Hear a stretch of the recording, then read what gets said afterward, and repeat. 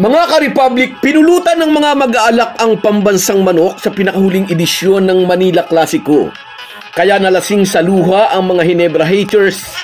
Pero nakapaghanda na sila ng pampalubag loob. Nung isang araw pa, sinasabi ng mga talangkang haters, sagip kapamilya raw pag natalo ang Magnolia. Nagsosolo ngayon ang Gin King sa number 4 position sa team standing sa kartadang 6-3. Ngunit hindi pa sila nakatitiyak sa posisyong ito. Pwede pang humabol sa top 4 ang Talk and Text at ang Rain or Shine, ang huling dalawang kupunan na makakatagayan ng mga mag-aala. Pag-uusapan po natin yan, pero bago ang lahat ay maglalambing po ako sa inyo na isubscribe ninyo itong ating channel at kung di masyadong makakaabala ay i-like at paki-share na rin ninyo. Malaking bagay po yan sa aming mga vlogger. Maraming salamat. Mga ka-Republic, when the going gets tough, the tough gets going, ika nga. Ito ang pinatunayan ng Barangay Ginebra nang talunin nila kagabi ang mahusay na kupunan ng Magnolia. Hinulaan agad ng mga buzzers na di raw lulusot sa hotshots ang Gin Kings. Hindi nga raw nanalo sa Meralco, sa Magnolia pa kaya?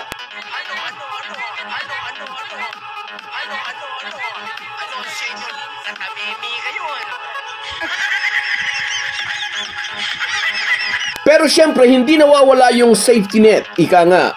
Nagpasubali rin ang mga Ginebra haters. Baka rin daw magkaroon ng sagip kapamilya. Yan ang isip talangka.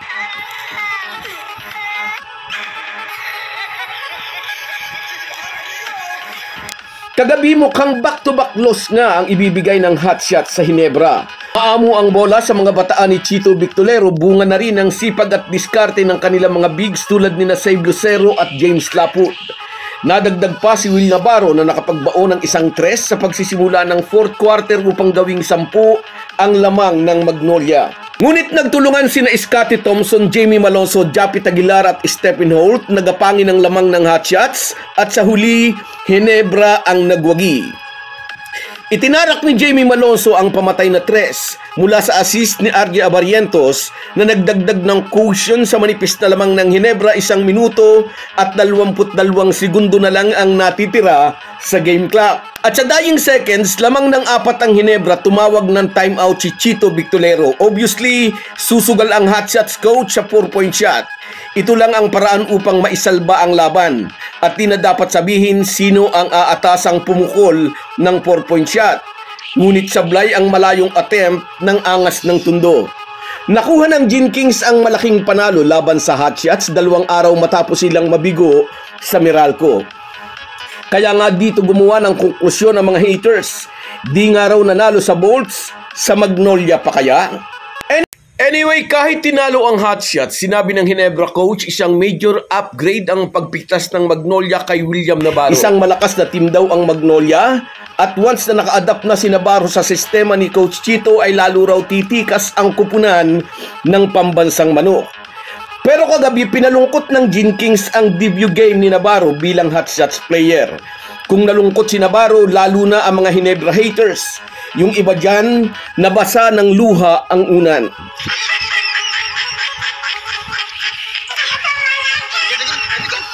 Solo ngayon ang Ginebra ang number 4 position sa team standings. Ngunit hindi pa sila nakatitiyak na mahahawakan nila yan hanggang sa pagtatapos ng elimination round.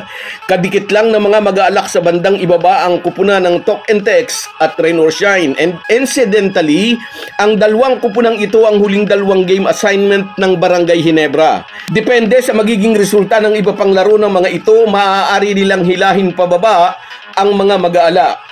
Sobrang importante ang top 4 positions dahil sila ang magkakaroon ng twice to beat bonus kontra sa 5, 6, 7, and 8. Sa June 4, may laro ang ROS laban sa Jeep. June 6 naman ang laban ng Talk and Text versus Blackwater Bossing. Kundi magkakaroon ng aberya, mukhang walk in the park para sa Elasto Painters at Tropang 5G ang kanilang mga game assignment na ito. Kaya safe na sigurong sabihin na magiging 6-3 din ang kanilang record at yan din ang win-loss record ng Barangay Ginebra. Kaya magiging krusyal ang tapatang Ginebra Talk and Text sa June 8. Isa ang aangat at isa ang dadaus-dos sa team standings. Sa kasalukuyan ay may 5-game winning streak ang TNT. Sa June 8 pa naman maghaharap ang dalawang mainit na magkaribal. Kaya ngayon pa lang mga Hinebra haters, simulan nyo na ulit mag-isip kung ano naman ang inyong magiging alibay. Anyway, ano man ang maging resulta ng mga larong natitira dito sa elimination round ay tiyak na ang 8 kupunang sasalta sa playoffs. Out na ang Jeep, Northport, Batang Pier at ang Phoenix. Ang team position na lang sa team standings ang pinaglalabanan ng 8 sumalta na sa playoffs. At gaya nga ng nasabi na natin, ang top 4 positions ang magkakaroon ng twice to beat advantage kontra sa lower 4. So guys, yan lang muna. Hanggang sa muli. Kung wala po kayong mga viewers namin ay walang magtatagumpay na vlogger. Kaya salamat po sa inyong panunood. Shoutout sa iyo, George Tolentino. Yes, toxic itong mga kalangkang ito. Sa iyo rin, Aurora Maniago. Masaya na naman daw siya, nanalo ang Hinebra. Shoutout sa iyo, idol. At sa iyo rin, shoutout Carmela Ibanez. Congrats sa Hinebra, sabi niya. At sa iyo rin, shoutout Reggie Jimenez. Yes, ngal-ngal ang mga haters. Sa iyo rin, shoutout Edwin Filizardo. Toxic are always toxic, sabi niya. Sa iyo rin, shout out Mercedes Espeleta. Salamat sa laging panonood, idol. At sa iyo rin, shout out Alfredo Lacerna Vlog. Salamat, lagi ka ring narito. At sa iyo rin, shout out SN Arsenas. Salamat din sa panonood mo, idol. Salamat sa suporta. At sa iyo rin, shout out Armando De Leon. Ganyan naman palagi, sabi niya. At sa iyo rin, shout out Julius Cruz. Salamat sa inyong lahat. Kahit gaano po tayo kabisi, ay huwag po nating kalimutan ang ating buhay espiritual.